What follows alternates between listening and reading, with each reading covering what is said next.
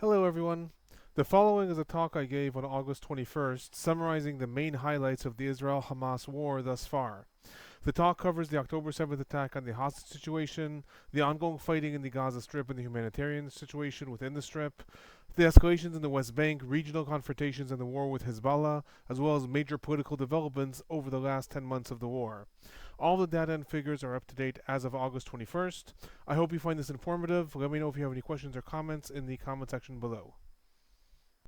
Hello, everyone. I'll start from saying that this is my email. I will have it again on the last slide. So if anyone has any follow-up questions or comments, feel free to shoot me an email. Unfortunately, I live and breathe the war these days, so I'm always happy to discuss these topics further. In terms of what I'm going to be talking about, this is the list of topics that I am going to tackle throughout this talk. And if it seems like too much, it is. And I am going to say that the aim of the talk is to try to show the complexity. Why is this war so complex? Why has this become Israel's longest war? And why is it often a mistake when people fixate on only one aspect of it, saying the war can be resolved if you just X or if you just Y? Actually, you have to take so many more layers of complexity into account. So that is sort of the aim of the talk. I will say that due to a miscommunication on my part, I thought that my part would be 45 minutes to an hour. Apparently, it was scheduled to be half an hour to 45 minutes. So I'm going to try to condense it even more. But again, I'm happy to take a lot of questions, clarification questions in the Q&A after, or shoot me an email. So for each of these segments, what I'm going to do is give some general trends on the war after I talk about the initial conditions. I'm going to give some general trends on what happened on October 7th, the ongoing fighting in the Gaza Strip, the humanitarian situation, and then I'm going to talk about some of the data, because again, there's a lot of confusion, there's a lot of misconceptions, and we'll see how this can maybe help clarify. And again, I'm happy to take any questions at the end. So starting very, very briefly with the initial conditions, because people often, I find, tend to forget what the initial conditions were on October 6th. What was the situation? And why it's important for us to consider that is because where I end the talk is the politics of the war and considerations of the future of the Gaza Strip. But in order to understand the future of the Gaza Strip and possibly the Israeli-Palestinian conflict or Israeli-Palestinian relationship, we really need to consider what were the conditions prior to the outbreak of the current war. So I'm not going to take us through the decades of the Israeli-Palestinian conflict. I presume that most people who are interested in the war know about the history of the conflict. The things that are important to take away from the decades of conflict that led us up to October 6th, 2023, is first of all the complex situation of this border here, where my mouse is, looking at the situation of the peace treaty between Israel and Egypt. However, that part of that treaty included the border between Egypt and Gaza at the time. Back in 1979, 1982, the Gaza Strip was under direct Israeli occupation. That's how that border ended up.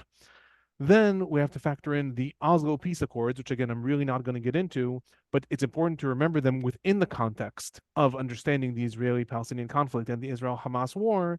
The fact that between 1993 and 2000, there was an attempt between Israel and the Palestine Liberation Organization at the time, the most dominant movement within the Palestinian population, the PLO, to actually come to some sort of partition, possibly a two-state solution, which led to a gradual withdrawal of Israel from certain aspects of the Palestinian territories, the main cities within the West Bank, and a lot of the Gaza Strip.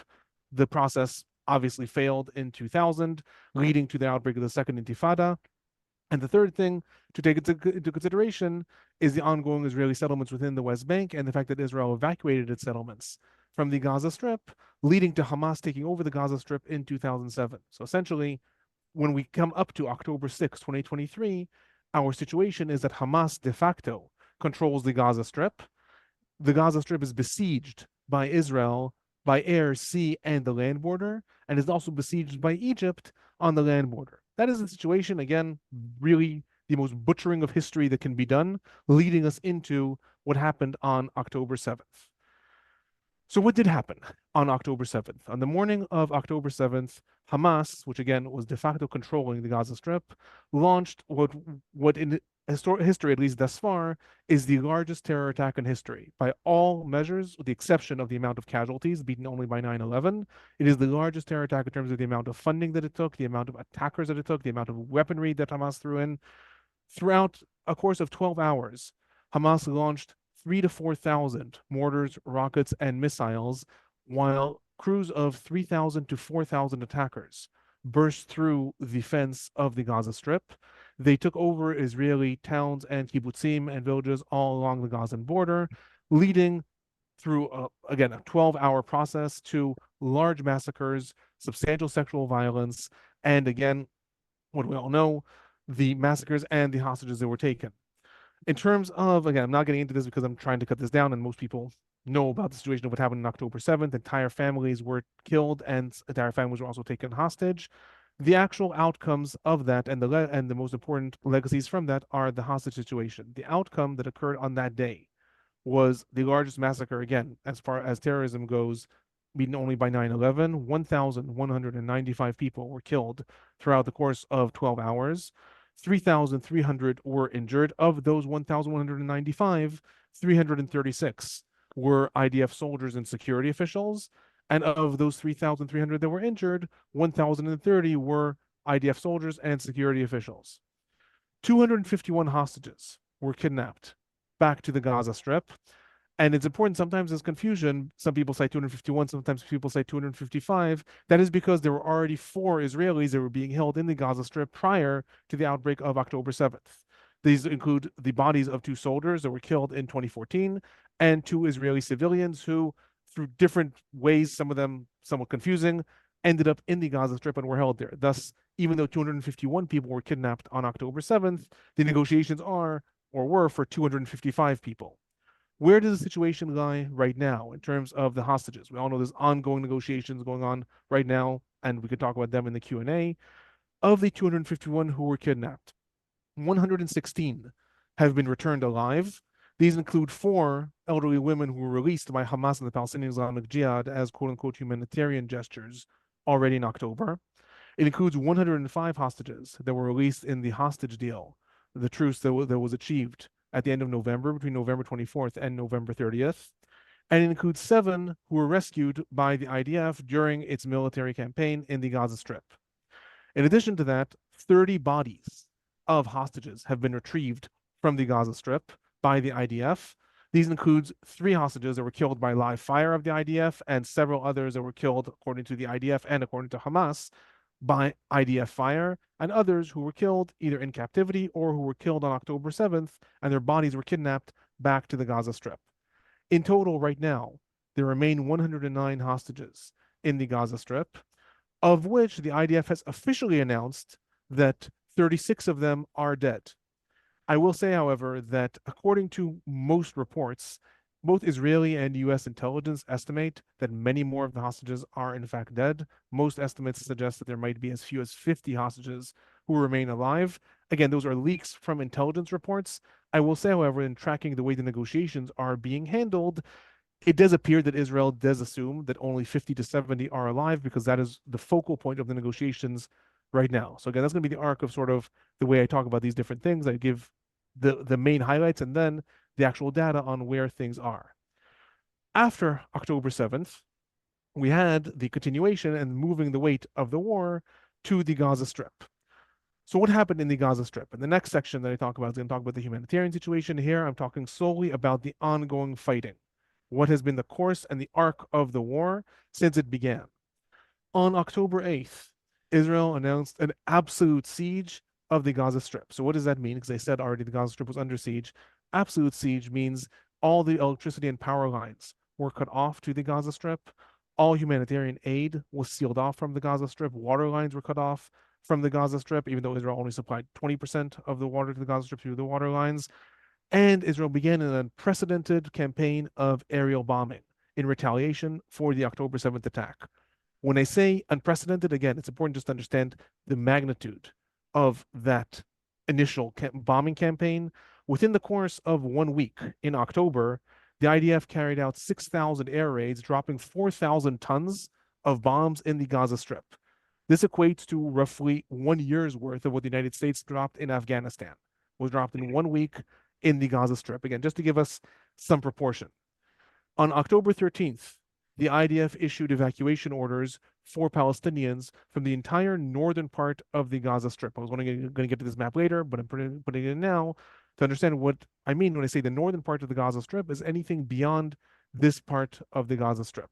The IDF issued evacuation orders to roughly 1 million Palestinians within these areas of Gaza City and the associated neighborhoods of Gaza City, telling all civilians to evacuate down south to what was defined as humanitarian zones, this area here, and the Al Mawasi refugee camp. For 2 weeks, this evacuation took place, and on October 26th, the IDF launched its invasion of the Gaza Strip. Throughout the next few months, there was substantial and very intensive fighting that went on in the northern parts of the Gaza Strip as the IDF invaded primarily from the north, but also from these areas in the east. That invasion continued throughout November and December, again, with the exception of 1 week of that truce that was at the end of November. Starting on December 3rd, the next phase of the war began when the IDF launched its invasion of the southern part of the Gaza Strip, Khan Yunis. Khan Yunis is actually, by territory, the largest city in the Gaza Strip. It was also known as one of the biggest strongholds of Hamas. Hamas had at least 4 battalions within Khan Yunis. One of the things that's important to note in this invasion is that the IDF did not proceed from north to south. Instead, the IDF invaded the northern parts of the Gaza Strip, then in December invaded again from the eastern parts here, leaving the central camps relatively untouched. That's going to be important for what I speak about later. The fighting in Khan Yunis continued from December 3rd until April 7th. Again, some of those very, very intensive fighting, a lot of casualties on all sides, a lot of Palestinians who evacuated from Khan Yunis towards the central camps or towards the Al Mawasi area. All this came to a relatively abrupt conclusion on April 7th when the IDF announced that it had completed its operation in Khan Yunis, and it also pulled most of its forces out of the northern parts of the Gaza Strip. However, on May 6th, the IDF launched an invasion into Rafah. That's the most southern city in the Gaza Strip. This is the Philadelphia line. That is the border between Gaza and Egypt. The Rafah crossing is right around here. All things that we'll talk about probably in the Q&A later. And since then, the IDF has also carried out a lot more focused operations within the northern parts of the Gaza Strip and within Khan Yunis. That is the current situation of the fighting right now. The ongoing fighting is primarily in the areas of Rafah, local operations in Khan Yunis and the northern parts of the Gaza Strip. Something that's very important that is actually development from the last 24 hours, the IDF just issued evacuation orders to Palestinian civilians from the associated camps of Deir el-Balah, the central city in the Gaza Strip, indicating that the IDF is likely planning its next operation to be going into the central camps, which it had avoided thus far. Within the fighting of the Gaza Strip, while there was ongoing fighting, 2 major developments occurred that are different than the ongoing fighting because it was places where the IDF was taking up permanent positions. One is what has become known as the Netzarim corridor. That is this corridor that I'm highlighting with my mouse that the IDF is maintaining from east to west in the Gaza Strip, effectively cutting the strip from north to south. One of the reasons this corridor is very important is, first of all, it is a physical blockade. There are IDF checkpoints along there, stopping Palestinians from returning north to the Gaza Strip. Some 800,000 Palestinians evacuated from the northern parts of the Gaza Strip to the southern parts. They cannot return north because the IDF has set up this line. It is also the first time in the Gaza Strip since 2005 that the IDF has established outposts within the Gaza Strip. All this indicated to many people who were following the war that the IDF is planning permanent positions here. Again, this is important because right now the ongoing negotiations are about whether the IDF is going to evacuate this corridor or not. Another development that happened in terms of permanent positions is the IDF's creation of a buffer zone. That is this area marked in red throughout the border between Gaza and Egypt. The IDF cleared a buffer zone in order to separate where the Palestinian population might return to from Israel.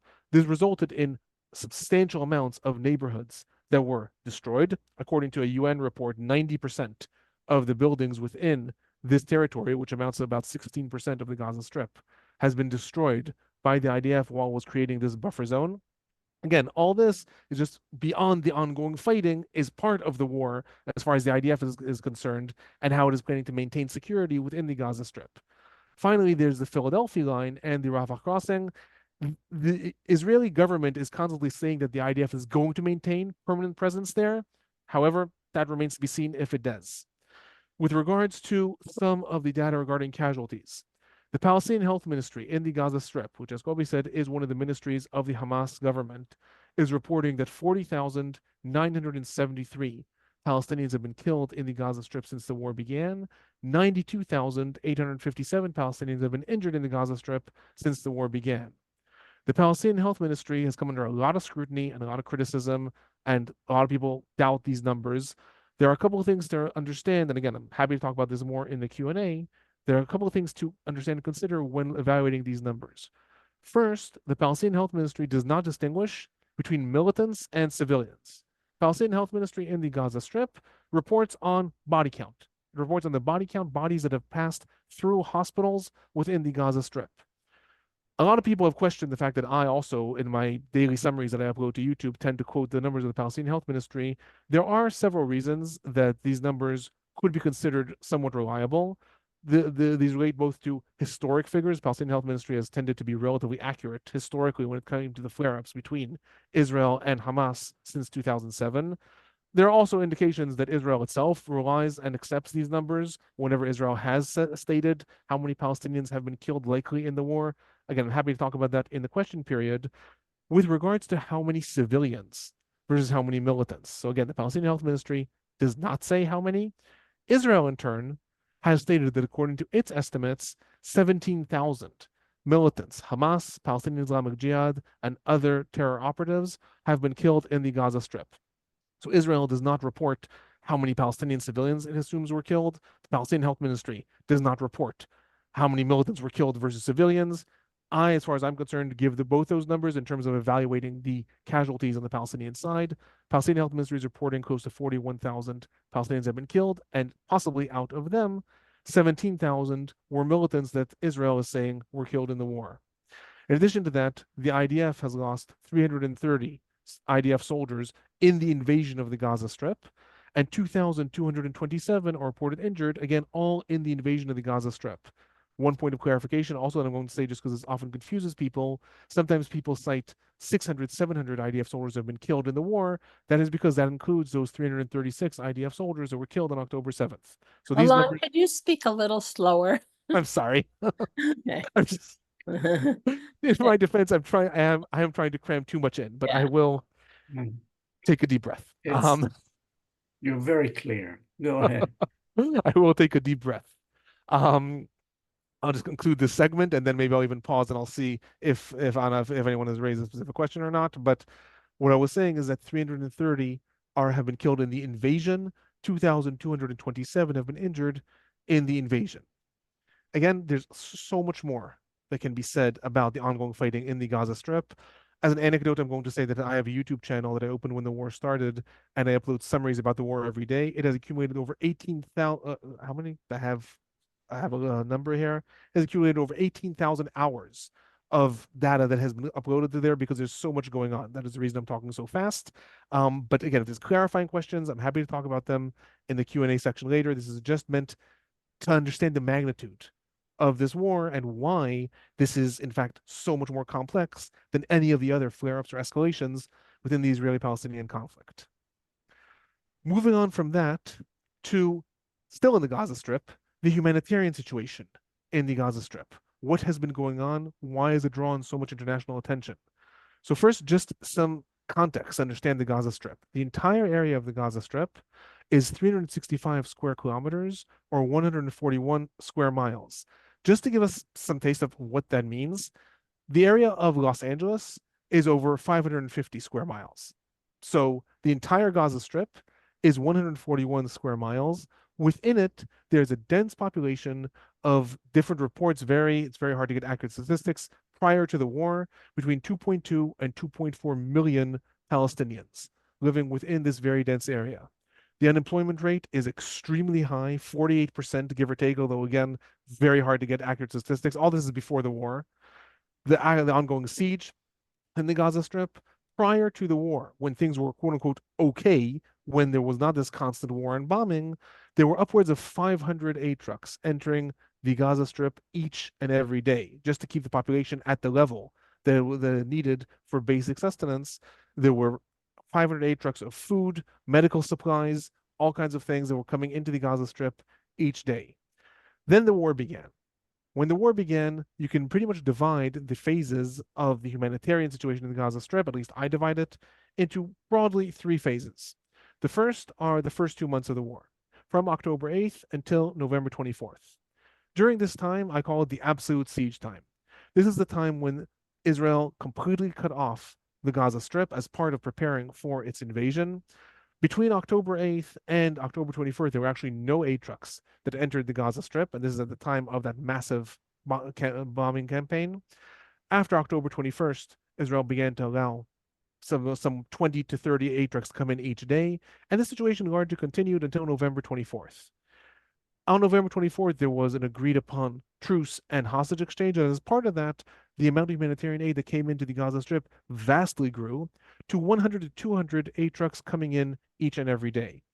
On the one hand, that sounds like a lot. On the other hand, I refer you back to this number. Prior to the war, when the area was not being bombed out, when people were not living in condensed refugee camps that they've been uprooted from, there were 500 trucks per day. So 100 to 200 was barely enough and was not enough in order to sustain what the population needed.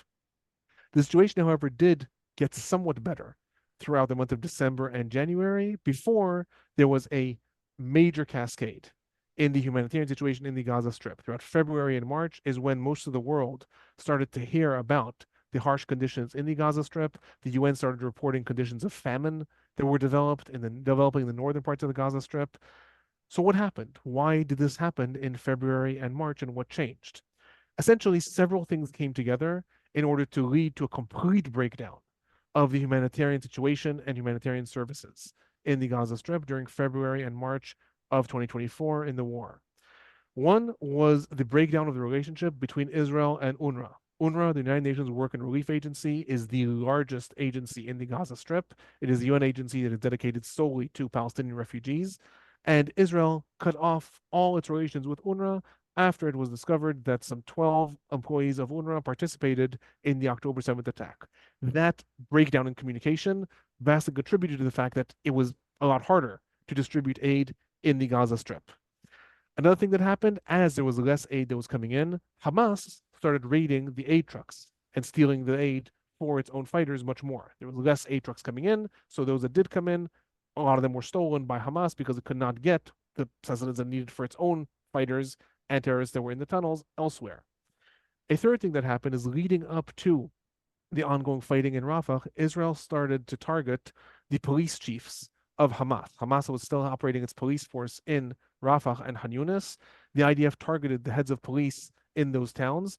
As a result, though, the amount of humanitarian aid substantially decreased because, according to international treaties, aid trucks that come in require police escort. And police officers of Hamas stopped showing up for work. So literally, there was an accumulation, and people may have seen even pictures of the amount of aid trucks that were stuck on the Egyptian side because they could not come in because there were no police cars to escort them.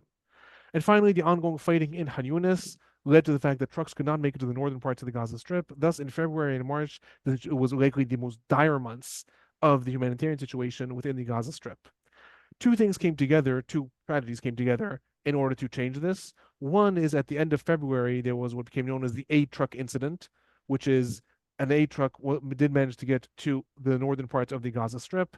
However, the congregation of Palestinians around there, they approached also an IDF tank. The IDF tank fired, and in turn, the truck, again, very controversial what exactly happened. The end result is that over 100 Palestinians were killed as they were trying to get to the aid. This led to a vast international condemnation and also led to Israel starting to approve the famous airdroppings of humanitarian aid into the northern parts of the Gaza Strip. A second thing that happened is on April 1st, the killing of the 7 aid workers of the World Central Kitchen. An IDF drone targeted a convoy of the World Central Kitchen, one of the biggest international relief agencies in the world. As 7 of its employees were killed, IDF has done a lot of inquiries into how that happened. The result of this is that Israel came under monumental U.S. pressure to allow aid to flow in much more freely into the northern parts of the Gaza Strip, and this indeed did happen. Since April, there have been new plans developed. Israel's opened up land crossings for aid to come in into the northern parts of the Gaza Strip. This situation is far from good, but it is vastly improved than it was in February and March. In addition to that, what also contributed to the cascade of humanitarian situation is the breakdown of the health system and the hospitals within the Gaza Strip. The main hospitals in the Gaza Strip were being used by Hamas to dig tunnels underground as headquarters on the one hand. On the other hand, when Israel did actually try to attack Hamas in those hospitals, often the result was that the hospitals completely ceased to function. This is a picture of what was left of the biggest hospital in Gaza City, Al-Shifa Hospital, after the second IDF invasion into the area. Clearly, as can be seen here, most of the hospitals in the Gaza Strip have broken down. In terms of the amount of aid that has entered, again, just for time and because I'm trying to speak slower, I'm not going to talk about what exactly entered. This is the breakdown of what was as of last week. But I'm happy to talk about that again in question time now. I'm just going to move on to the next segment, which is departing the Gaza Strip to another arena in the war that is unfortunately up and coming. The West Bank. We have at least one viewer here from the West Bank. The West Bank is an insanely complex situation prior to the war. Within the West Bank, there are 3 different zones of different administrations and governance. 40% of the West Bank is controlled by the Palestinian Authority, what is known as Area A. Then 60% of the West Bank is controlled to varying degrees by the IDF, Area B and Area C. It is very, very complicated, the way the West Bank is, leading very often to a complete sense of lawlessness and to lots of friction and violence between Israeli settlers in the West Bank and between the Palestinians, both Palestinian civilians as well as Palestinian militant organizations. On October 8th, Hamas called upon all Palestinians, as well as all Muslims in the world, to uprise against Israel. As a result, there was a substantial escalation of violence in the West Bank on the one hand. On the other hand, there was also a dramatic rise in violence, both from IDF operations in an attempt to quell any Palestinian uprising that may occur in the West Bank, as well as a substantial rise of Israeli settler violence against Palestinians. So the West Bank just became another hotbed of violence, even more than it was before. In this is another actor that doesn't get a lot of news, but it is a very important actor, the Palestinian Authority. I'm not going to get into the complex history of the Palestinian Authority, but it is a governing body within the West Bank. It maintains security cooperation with the IDF. To large extents, the reason or the fact, or one of the contributing facts that the West Bank has not completely erupted in violence is that security cooperation. The IDF has constantly said that it is a result of that intelligence cooperation and also security cooperation with the Palestinian Authority that both sides are able to largely quell Palestinian violence within the West Bank. Again, that is broken down at different times. It remains to be seen how it will develop if things do escalate further. With regards to just, again, some data that is coming out from the West Bank, what has happened since the war, because it's not a main arena in the war, yet a lot of violence is happening there.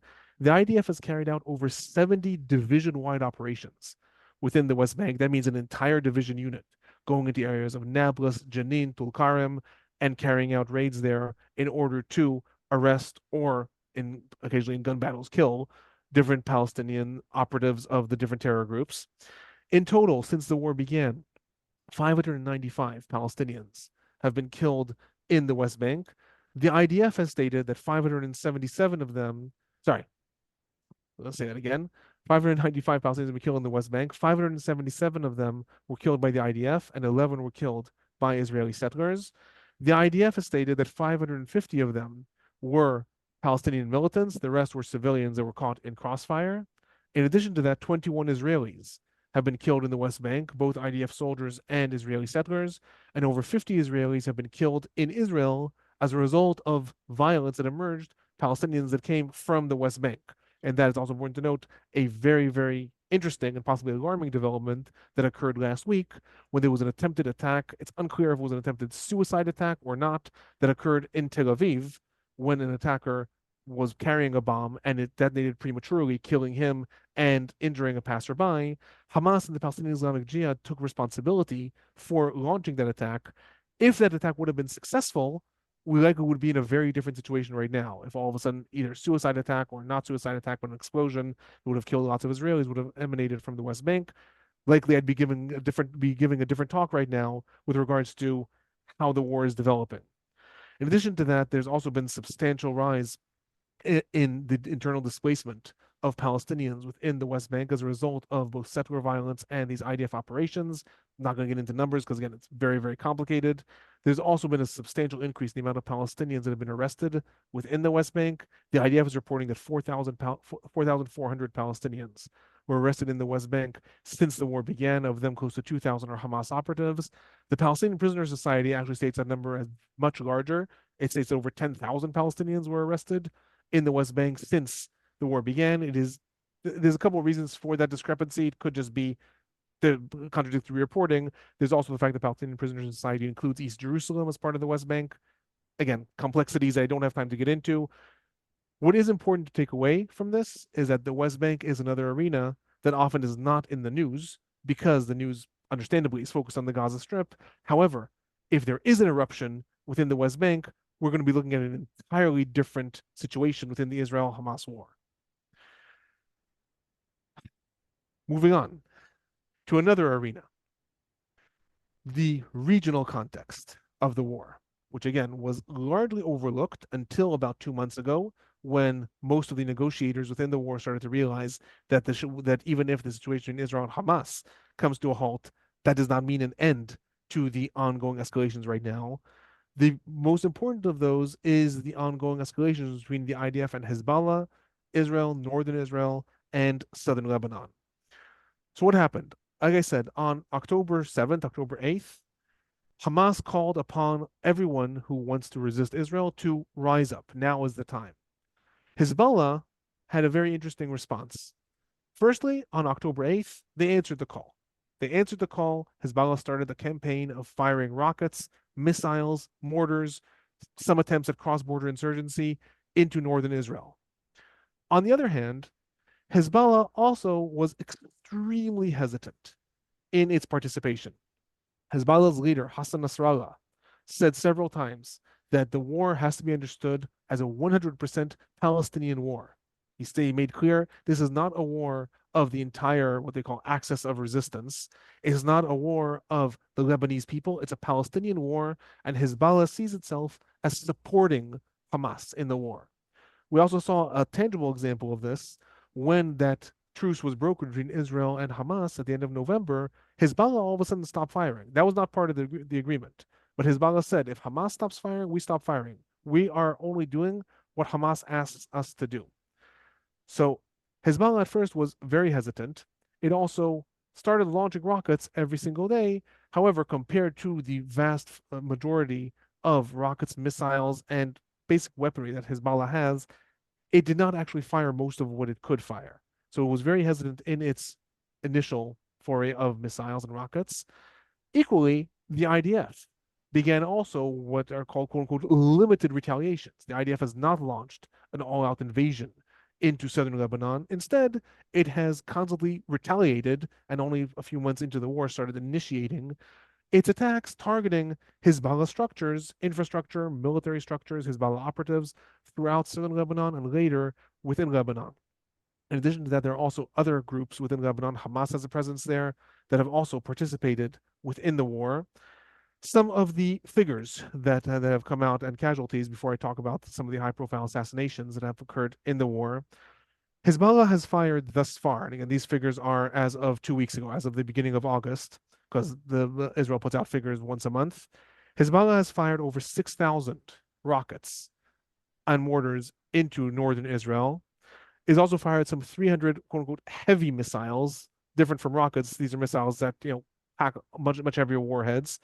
It has fired close to 1,000 anti-tank missiles and also fired hundreds of attack drones into northern Israel. In turn, the IDF has carried out over 2,200 airstrikes in southern Lebanon and increasingly into northern Lebanon as well, and over 4,000 ground bombings of southern Lebanon. In terms of casualties, the IDF has stated that 402 Hezbollah operatives have been killed on the Lebanese side, as well as 83 operatives of other groups, Hamas, Amal, other groups in Lebanon. In addition to that, their latest reports at the beginning of August state that 116 Lebanese civilians were also killed as part of these IDF attacks in Lebanon. In addition, as of the beginning of August, a total of 48 Israelis have been killed in Hezbollah fire of rockets, drones, and missiles. Of these, 26 were civilians and 22 were IDF soldiers. In addition to that, another facet of the war that, again, I think is often mistakenly overlooked is the internal displacement. In northern Israel, close to 100,000 civilians have been internally displaced. They have relocated and are staying in hotels down south right now, coming close to a year. And in southern Lebanon, close to 110,000 civilians have been internally displaced, have moved north in Lebanon, all as part of this ongoing fighting. Some of the high-profile assassinations that occurred in Lebanon are the assassination of Salah al-Arouri. He is was the deputy of the Hamas leadership, of the former leader Ismail Haniyeh, before he was assassinated. This occurred on January 2nd. Wissam Tawil was the head of Hezbollah's Redwan force. He was killed on January 8th. One of the biggest events that happened was the assassination of Fuad Shukr on July 30th, which is associated with the escalations of July-August.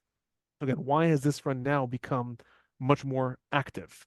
Since the war began, October until June of 2024, there was ongoing fighting.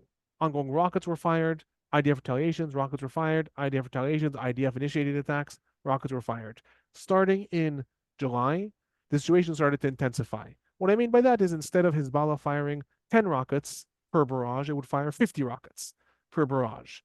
When the IDF would carry out an attack, instead of attacking a Hezbollah structure with no one in it in southern Lebanon, it would attack a Hezbollah command center somewhere in Baalbek in northeastern parts of Lebanon, killing several people and carrying out a much more high-profile attack. These were the escalations that started to develop, and it's a self-feeding cycle.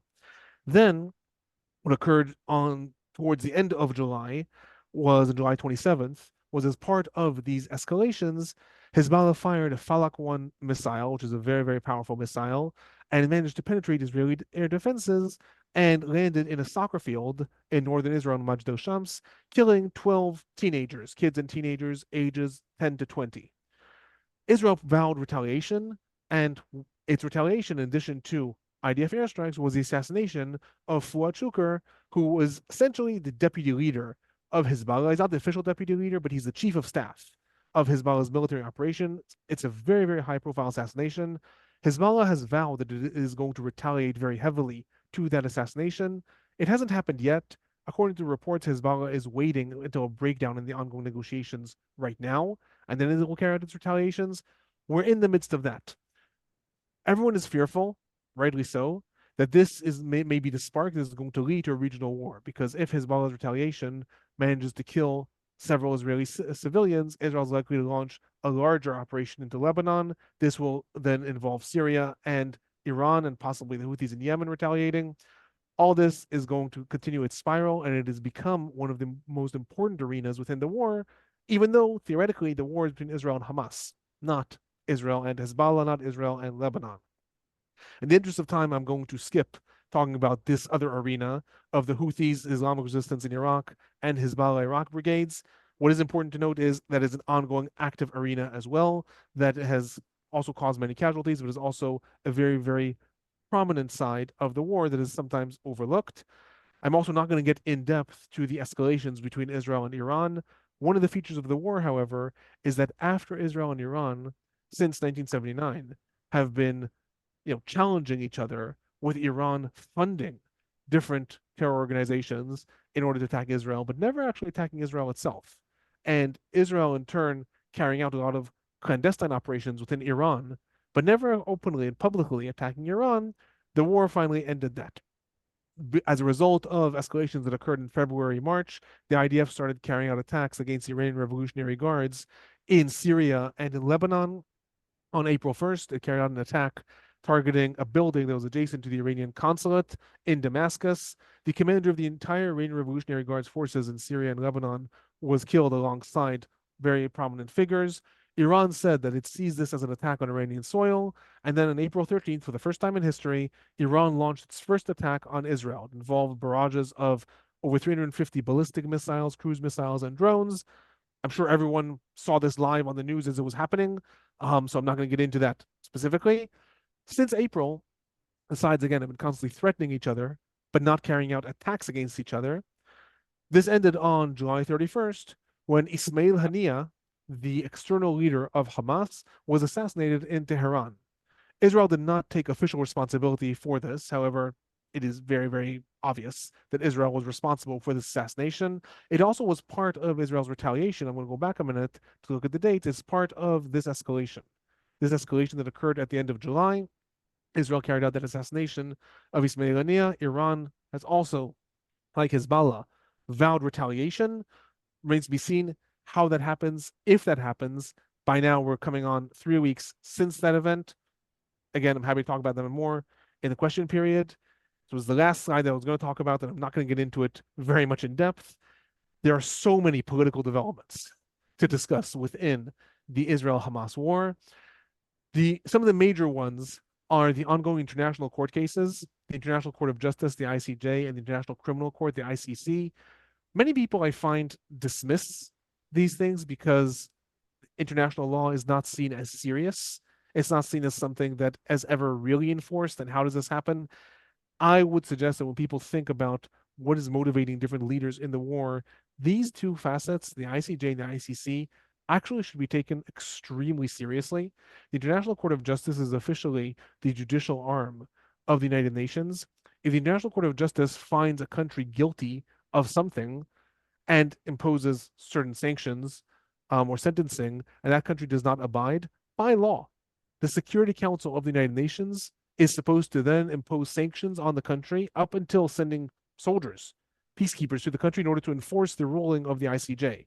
Now, it is very unlikely that the United States is going to forego a veto power and let the UN send troops into Israel to enforce something. However, it is still an important factor to consider. And the rulings of the ICJ already have occurred at the beginning of 2024. The injunctions that South Africa requested actually led Israel to change the way it was carrying out the war. So these things are important in that context. Also, the regional deal, the attempted normalizations between Israel and Saudi Arabia. Questions that I often get are, what is the future of the Gaza Strip?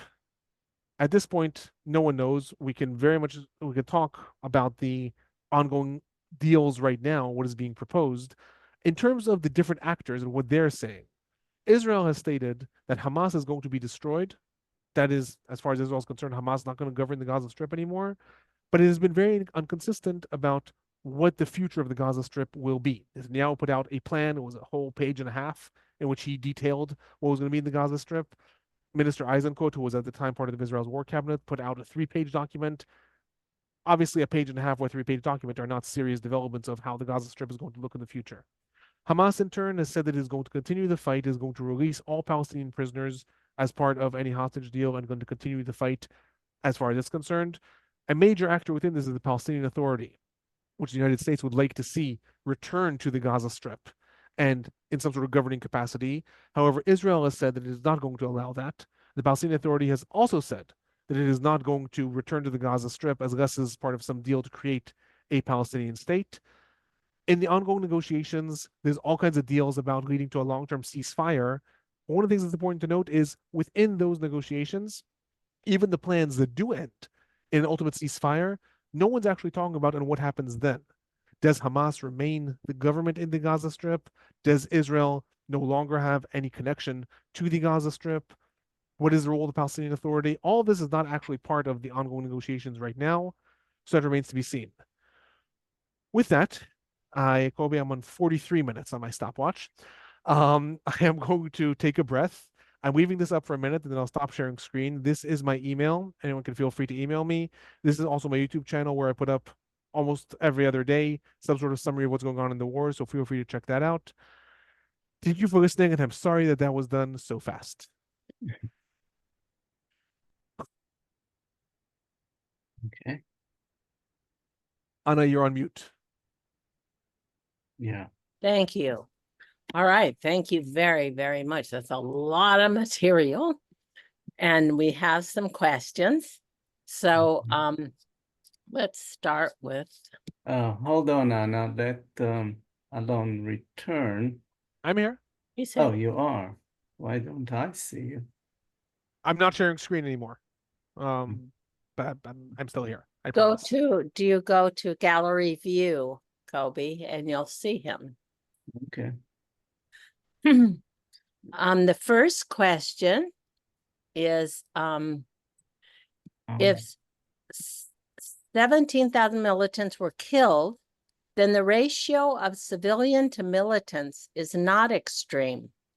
Why do so many then repeat this genocide accusation? Good question. Very, very complicated answer. And of course, different people will give different answers. I come from political science. I focus only on the political interpretations, not the larger historical or social interpretations.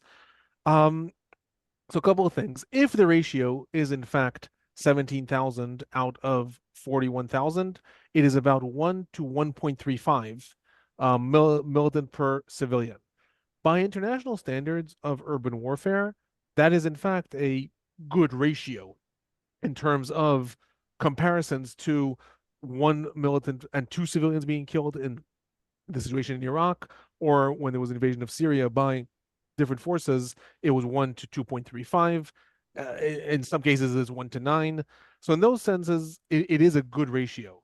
There are a couple of differences, though, that relate to the Gaza Strip, and then I'll talk about the specific accusation of genocide. And I'm going to try to keep my answers short so we can get to more questions.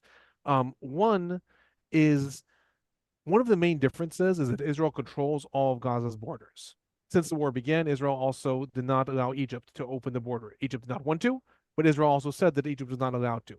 That is a big difference between the different wars and the ongoing war right now. So Israel has been accused. Again, I'm not saying from the point of judgment of right or wrong. I'm saying, why do people suggest this? Because Israel is being accused that the ratio could be much lower if it would allow civilians to flee the combat areas, much like they could in Iraq, Syria, Afghanistan, and they cannot in the Gaza Strip. So that's one of the reasons that Israel's been accused of perpetuating more violence than needed to be, whether the ratio is good or not good.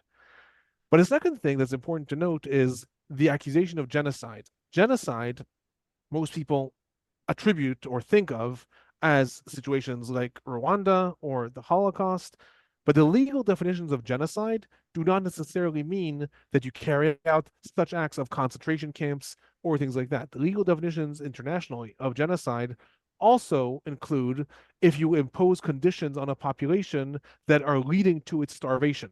That is also among the list of things that could be included in genocide. If you create conditions of living within a combat zone or within a war zone of a population that are contributing to the deaths of children in an unnecessary way. I'm not quoting the law directly, but there's all kinds of things that illegally South Africa is claiming in the International Court of Justice that Israel has done that is not necessarily an attempt to systematically kill every Palestinian, which is maybe what we think of when we think of genocide, but could imply genocide in the legal definition. So that is, again, a very short answer of how accusations of genocide may be sustained even despite that ratio. Thank you. The next question, has the humanitarian aid been ongoing since 2007? And why has Israel done this? So the humanitarian aid that entered the Gaza Strip has been ongoing effectively since 2009. In 2007, after Hamas took over the Gaza Strip, the siege was imposed. There was humanitarian aid that entered through the Rafah crossing, but for 2 years there, it was very unclear. I'll say in brackets, Israel didn't know what it was doing, and neither did Egypt, and no one knew if this was going to be a permanent situation or not, because the Palestinian chairman, Mahmoud Abbas, disbanded the Hamas government after Hamas took over the Gaza Strip, so no one knew, is the Palestinian Authority going to retake the Gaza Strip? So no one knew what was happening then. Starting in 2009, after the flare-up then, that was the first time Israel invaded the Gaza Strip. As part of the ceasefire negotiations, there was entrance of humanitarian aid. Why did Israel do this? I mean, that could be a political question, which I shy away from, politically, why yes, why no. I will say that Israel, by international law, has a problem with the Gaza Strip.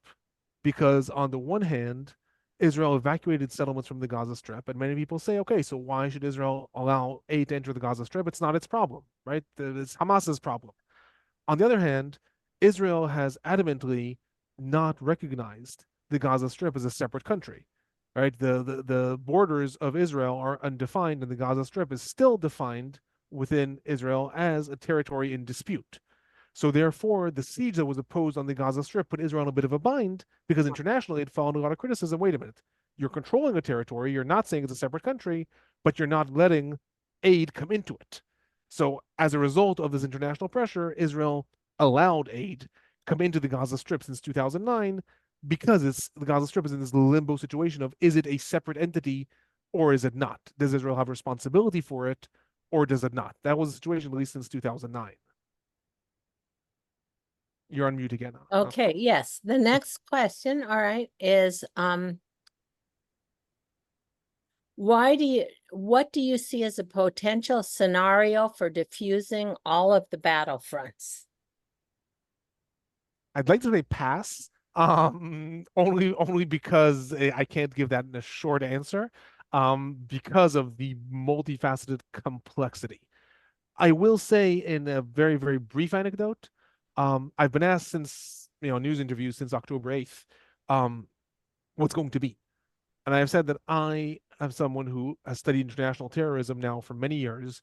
And out of roughly 4,500 terror groups in the world, only one has ever been defeated solely with the use of force. And even that is questionable. Terror groups do not tend to be defeated only through repression. The only ones that have been successfully diffused, the IRA, there's lots of different examples. IRA being the most famous one, but there are others, is a result of repression and political avenues. So are those possible? Can they happen? I'm not advocating what should happen. I'm saying factually, it's unlikely that repression is going to lead to an end to the situation without a political avenue, whatever that may be. To whichever direction it goes, that will have to be part of it if there is to be some diffusing of the situation. Great. The next one is how do you think about Iran's very unsuccessful attack on April 13th? Jonathan Conricus, I don't know, told me Iran is actually not very dangerous, troops not well trained, etc., except if they get nukes. But I've also heard they were weak on purpose. I would challenge that Iran is not dangerous. Yes, I don't think that they have the military capability of marching troops through Tel Aviv, but they do have a very, very well-developed arsenal of missiles, drones, and things like that. I would agree with the latter part. Iran very, very much staged that retaliation to not cause a regional war. One of the facets that have very much frustrated Hamas since the war began is that Hezbollah, Iran, even the Houthis have been participating nominally, but they really have not actually thrown their weight into the war. Iran is very, very busy. Their economy is currently in rubbles. They right now, when we think about the retaliation, there's a new president who wants to consolidate his position. He does not want to all of a sudden have IDF planes attacking Tehran. Similarly, Iran launching barrages of missiles and drones that took 8 hours to arrive. I mean, I was on the news for 3 hours straight discussing the missiles as they were on their way. I'm not a military expert, but seemingly others who are military experts could figure out how to knock most of them down. So in my opinion, yes, Iran was not trying to actually cause damage in that attack. It was trying to do something nominally so that one would say, like I said in this talk, no, Iran did participate in the war. That's what they were trying to achieve. Is there any realization within Netanyahu's inner circle that there is mounting pressure among Americans for the U.S. government to stop exporting major military weapons to Israel? A change in U.S. administration in the next 6 months may make that a reality. No. Fortunately, I'm not in Netanyahu's inner circle. So I don't know what the people there are thinking. I will say that Netanyahu himself is incredibly attuned to public opinion in general and public opinion in the United States in particular. So while he openly and publicly professes we don't care, right? He had this famous line, even if they cut off weapons, we'll fight with our hands and nails and we'll this and all that. Yes, except that he has consistently done everything the United States has told him to do when it comes to how the fighting is done, not signing a deal, not tearing apart his government. But when it comes to you can have a certain invasion of Rafah or you can't. When it comes to you have to allow more humanitarian aid in or you don't. When it comes to these things, he has been very public about not caring, but in actions has conformed almost 100%. Everything except for signing a deal, which is major US pressure, but he's not conforming to that because that actually would probably tear apart his government. And one of the things I say repeatedly to people is all the actors in the war, Israel, Hamas, Hezbollah, Iran, the United States, everyone in the war is mostly governed by their internal politics. Hamas decides how it's going to do things or not based on the competition within its internal politics. Hezbollah has not participated in the war largely because of Lebanese internal politics. Israel also, most of what it does is a result of the internal politics. That's unfortunately how the world works.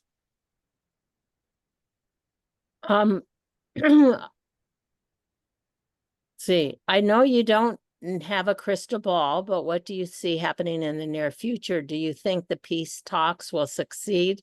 If so, how long? And what will be the upshot? Hamas wants to totally destroy Israel. Israel wants to destroy Hamas. A two-state solution does not seem to be on either's radar. So how will this ever be resolved?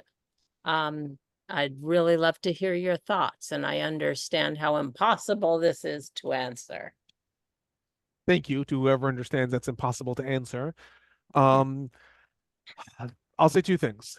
One, the talks may be successful. I don't know.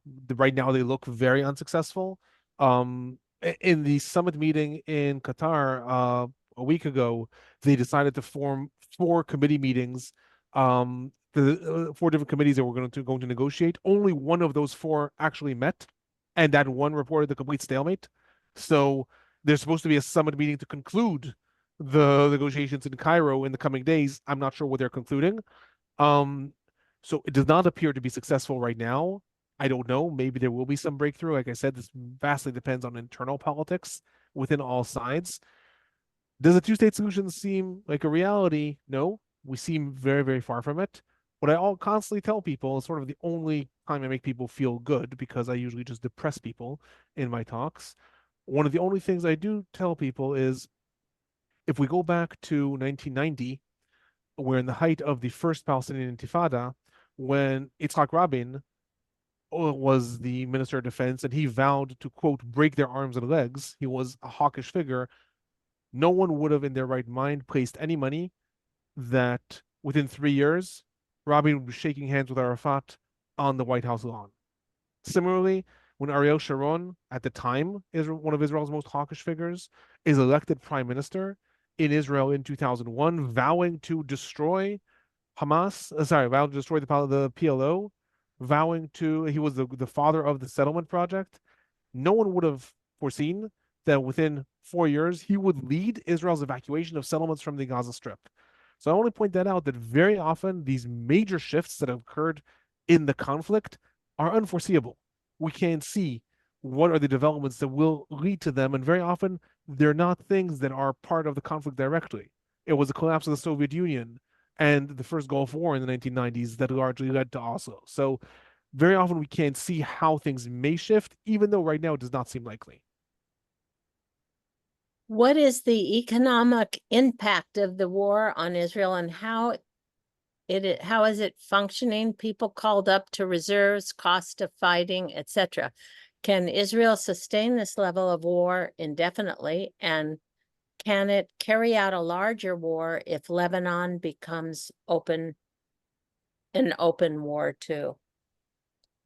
The costs on Israel's economy have been great. Obviously, not anywhere near the devastation of the economy in the Gaza Strip and the West Bank, but the costs have been very big. Israel's international credit rating was just lowered last month, which is a very big indication of the way the international community is viewing the trends in Israel. one of the things that it's important to note is that Israel's economy was already fluctuating before the war. There was a vast breakdown in social solidarity within Israel, and there was an exit of a lot of money from Israel as part of the protests against the judicial overhaul that were going on throughout 2023. So it's a little bit hard to always differentiate what led to what, because these are processes that take a long time.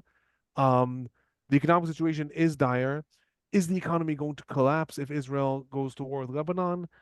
Probably not, but that also has to do with other factors. A war with Lebanon would probably not fall under the same scrutiny as the war within the Gaza Strip, so it probably wouldn't lead to the same international reaction as the situation in the Gaza Strip for a variety of reasons. So can the economy sustain it? Yes. Is the economy, though, suffering greatly, and will generations feel it from now on? Yes, very much. Kobe, we have 4 more questions. Can we continue till it's 8:10 now? Yeah, let's continue for 5 more minutes if that's okay with Alon. Do you want to maybe give me the questions in a row, and I'll try to? Yes, sure. And there's one couple people said it's okay to continue longer. So if we can, maybe a little bit longer. I'll read you the questions. How do you understand Israel's terrible PR? A startup nation, we know there's lots of smart tech young people. Why is Israel not on social media? Number 2, can Israel deal with Hamas as it was dealing with the PLO by the same applied, sometimes in the future, in direct contacts? 3, the choice of the title of the talk, the first Lebanon War lasted for 18 years. Anyway, that's just a question about the talk, and the current war is Israel's. Okay, that's another problem. Okay, last question, Alon. If the major decisions by Israel are governed by internal politics, and Israel's government will collapse if the PM agrees to a ceasefire, and if the government collapses, the PM criminal trial may well be reinstated, and the voters may turn him out. How can there be a ceasefire, much less peace? Okay, so how do I understand Israel's terrible PR? I mean, there's several different ways to answer this. One, factually, it's very hard to make war look good. Even if you are the most humanitarian in the world, and a lot would argue that the IDF is not, if you had the amount of news coverage that is focused on the Gaza Strip in Afghanistan during the war, or in Iraq during the war, or in Ukraine during the war, it's impossible to make war and refugees and airstrikes look good. You can't win that. That's just like a fact number one. You can't make this look good. In addition to that, there are lots of historical reasons for a lot of sympathy towards Palestinians and criticisms of Israel, some justified politically, some unjustified politically, some historically as a result of PLO politics, some, again, people have cited anti-Semitism. I mean, there's so many layers of international social reasons and social connections to the conflict that it's impossible to say, why is this not the case? Why does Israel's PR fail? So I will say that, first of all, possible to make the war look good, one. In addition to that, there is also the fact that, to large extents, Israel's actions, and I'm not even talking about, again, what's going on in Gaza, moral or immoral, I'm just saying, factually, a lot of Israel's actions do not contribute to positive PR. For example, the IDF declared a media blackout in the Gaza Strip. In turn, Palestinians from within the Gaza Strip are uploading their stories with Al Jazeera and other news outlets themselves personally. So Israel is not cooperating or allowing international media officially to review the war from the IDF side, from Israel's side, except for official statements. In turn, Palestinians from the ground are doing this. So that's just one example of possibly mismanagement, or maybe for security purposes the IDF should be doing this. I don't know, but one of the reasons that, for example, when there is, I get news flashes from Palestinian sources, Israeli sources, international sources all the time, and when there is, for example, a major event that occurs in the Gaza Strip, I will know what Palestinian sources are reporting hours before it comes out in Israel and through official channels because of that discrepancy. So that's just one avenue of where Israel often loses the story of what's happening. That's in terms of PR. Is there hope to deal with Hamas the same way Israel dealt with the PLO? This is very challenging, and it goes to what Colby said was my dissertation was a comparison of religious groups and secular groups. It is vastly more complicated to negotiate with religious groups. Religious groups have a big problem when it comes to recognizing their enemy. Some would cite because it violates God's laws, some would cite other things, but one of the most important factors is religious groups lose their credibility if they negotiate with the enemy, because the enemy is defined as God's enemy, and you've told the people that's the reason for the fight. So Yasser Arafat could and did openly say, we are still fighting for Palestinian liberation, but we're doing it in a different way because I've realized that we can actually achieve Palestinian statehood through shaking hands. That was what he wanted, to achieve a Palestinian state. One could argue if he wanted a two-state solution or a one-state solution, whatever, but he could still say he's fighting for that cause. Whereas if you are a religious actor and you have said that you're fighting God's enemies, you have a problem to shake hands with them. So internationally, very, very rarely groups that are fighting for religion have they ever actually managed to broker peace with their enemy. So that's in terms of that. Again, I can go on about that for hours because that is the topic of my dissertation. The title of the talk.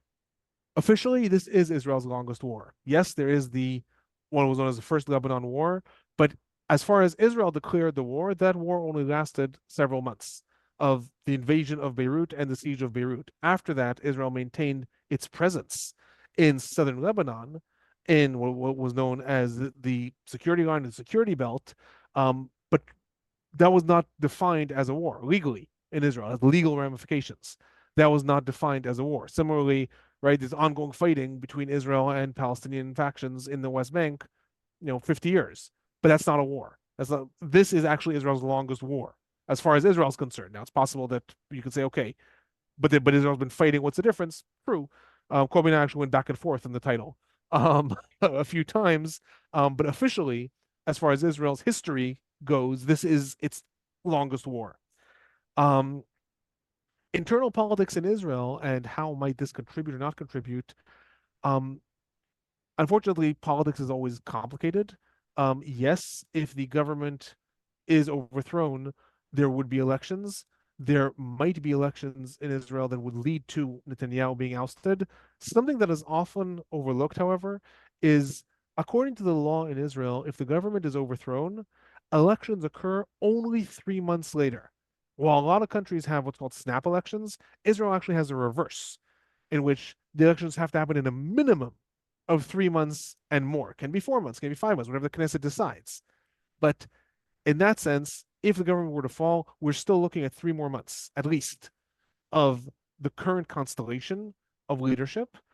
And within that time, it would be interesting to see, because within that time, the government cannot be overthrown again. So actually, Netanyahu would be prime minister, but no longer have coalition considerations. So then, it would almost be like his true self. So, okay, so do you want to sign a deal or don't you want to sign a deal now that you're not dependent on your coalition? But either way, if we just think about the trajectory of the war, 3 months ago, Israel had just started its invasion of Rafah, and the entire world was saying if Israel invades Rafah, it's a game changer. Okay, that happened 3 months ago. 3 months before that, Israel was still engaged in the northern parts of the Gaza Strip and in Han Yunis. So 3 months is a hell of a long time, especially with the U.S. elections coming up. 3 months is a hell of a long time. So even if the government were to be overthrown right now, we're unlikely to see the entire shift of the war, but it will have a big impact. What that'll be, again, depends on Netanyahu and his internal circle, which I thank God I'm not a part of. Well, okay. I want to just pass on a couple notes. Wow, Olympic gold medal for speed presenting. Thank you. Very Thank you. thorough and yet compact presentation. And thank you very much to you. Thank Yes, you. so on behalf of the Temple, the Education Committee, and all the participants, I would like to thank you. Yes, and a gold medal is earned by all means. Thank you so much, Alon. We will publish the recording once it's be on our website. And thank you all for being with us tonight. And one more comment, or not comment, of announcement. The last issue is the Israeli society and where we're going with the politics. And to that, we will have a speaker coming in the next month to talk on the Israeli a crisis in the Israeli society and the national identity that Israel is struggling with. So thank you so much, everybody, and see you in September. Good Thank night. you. Have a good night or good morning. Yeah, תודה לך, אלון, על הכל. תודה רבה. נדבר אחר כך. Lots of, נדבר. lots of thank yous in the chat, Alon. So. Okay, good night, everyone. Right. Okay, and